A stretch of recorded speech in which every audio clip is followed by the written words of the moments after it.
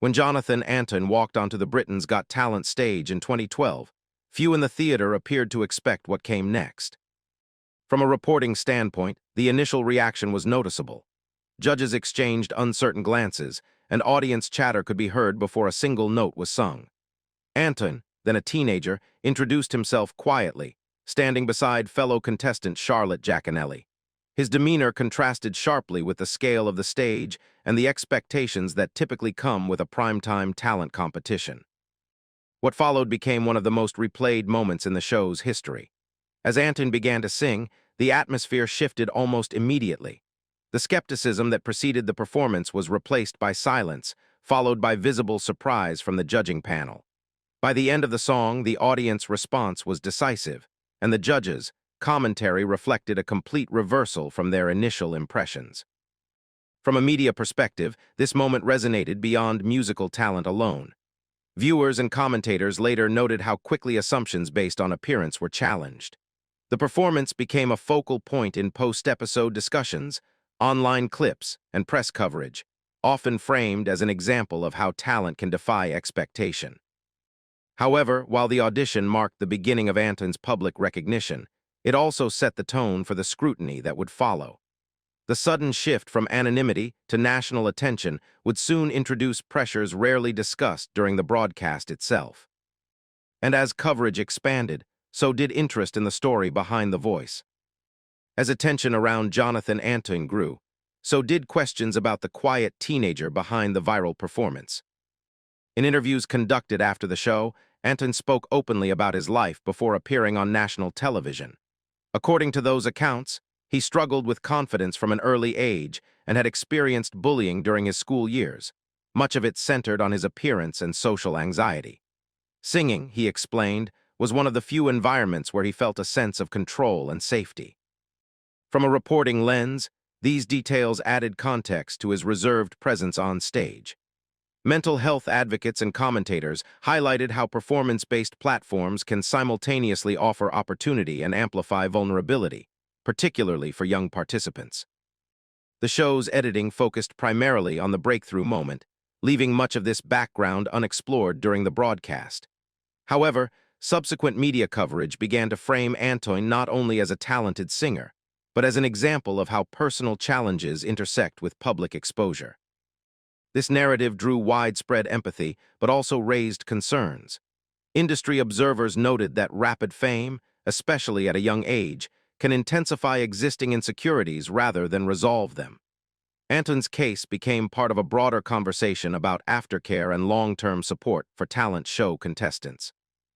As the competition progressed, his confidence appeared to improve on stage. Off-stage, however, the demands of sudden recognition were increasing. And soon, a major change in his professional path would prompt even more public attention. Midway through the competition, viewers had grown accustomed to seeing Jonathan Antoine perform as part of a duo, but that partnership would not last. Antoine and Charlotte Giaconelli advanced through the competition together, earning praise for their vocal contrast and emotional delivery. Their pairing became a recognizable part of the season's identity, and many assumed it would continue beyond the show. However, following the conclusion of Britain's Got Talent, the duo made the decision to pursue separate paths. The announcement was handled without public dispute, controversy, or prolonged explanation. Both parties expressed mutual respect and support, emphasizing artistic direction rather than conflict. From a media standpoint, the quiet nature of the split stood out. In an industry where separation is often accompanied by public disagreement or speculation, the lack of drama was notable. Still, the decision sparked discussion among fans and commentators, many of whom questioned how the change would affect Antoine's career trajectory. Going solo meant increased responsibility and visibility. Without a partner on stage, Antoine would now carry performances alone, vocally and emotionally. Music analysts pointed out that this transition often presents challenges, particularly for artists who initially gained recognition as part of a group. As Antoine prepared for this next phase, public attention remained high, and soon shifted toward changes that were impossible to ignore. When Jonathan Antoine reappeared in the public eye, audiences noticed more than just his voice. Over time, Antoine underwent a significant physical transformation, including notable weight loss. Media coverage documented the change, and public reaction varied widely. Some outlets framed it as a health-focused decision, while others emphasized the broader conversation around image standards in the entertainment industry. Antoine addressed the transformation in interviews, explaining that it was motivated by personal well-being rather than external pressure. Nonetheless, industry experts noted that performers often face unspoken expectations related to appearance, particularly after gaining mainstream visibility. From a reporting perspective, the attention surrounding his physical change often overshadowed discussions of his musical development. Critics and supporters alike debated whether such focus was necessary or even appropriate, especially given Antoine's earlier openness about confidence struggles. The situation highlighted a recurring issue within entertainment coverage: the tendency to equate artistic success with visual conformity. For Antoine, the scrutiny became part of his evolving public narrative, adding another layer to an already complex career path. Yet behind the headlines, a more pressing issue was emerging, one directly tied to his future as a professional singer.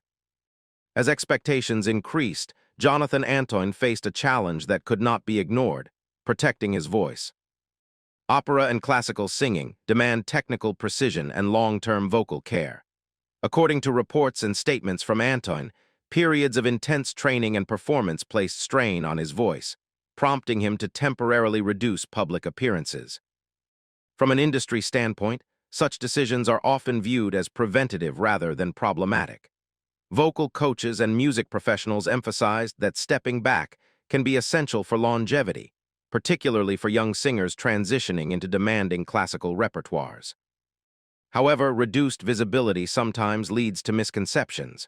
With fewer public performances, some observers speculated about the direction of his career. Analysts countered that this phase reflected strategic planning rather than decline. Antoine's focus shifted toward disciplined training and controlled performance schedules.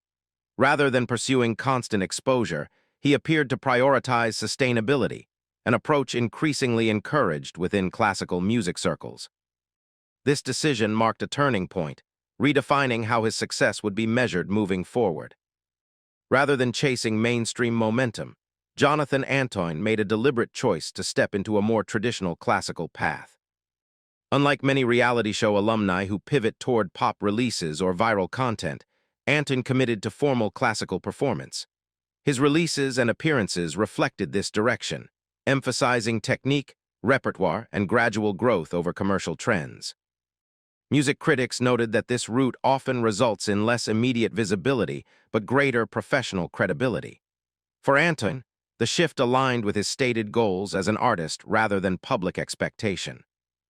From a reporting perspective, his career illustrates a less publicized outcome of talent competitions, one where success is measured quietly, over time, and outside the spotlight of constant media attention. Today, his journey is often revisited not as a headline-driven rise or fall, but as an example of intentional development after early fame. And in that context, Jonathan Antoine's story continues to resonate for reasons far beyond a single televised performance.